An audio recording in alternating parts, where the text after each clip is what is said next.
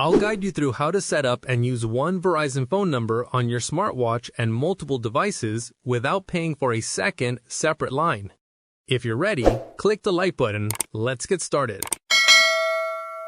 With Verizon's Number Share plan, you can stay connected, take calls, reply to texts, and get notifications wherever you are.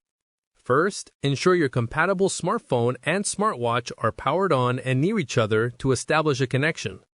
On your phone, open the companion app like the Apple Watch app or Galaxy Wearable app to complete the initial Bluetooth pairing. Open the My Verizon app and tap the Mobile tab to manage your account devices.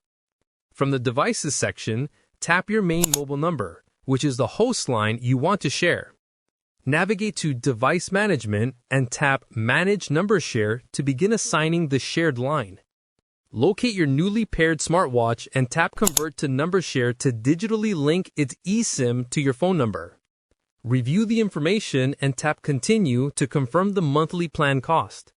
Select your primary smartphone number and tap Confirm to finalize the Number Share assignment. If using an Apple Watch, go to the Watch app on your iPhone to manage the device directly. Tap the Cellular section and select Set up Cellular to initiate the plan activation. Log into your My Verizon account through the prompts to activate the watch's eSIM for Number Share. Turn off your smartphone or enable airplane mode on the phone to verify that the watch is working independently. Use the smartwatch to make a test call or send a text message, ensuring your shared number is displayed.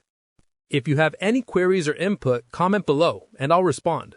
Click this card for a curation of our best video tutorials and check the description below for more. Thanks for watching.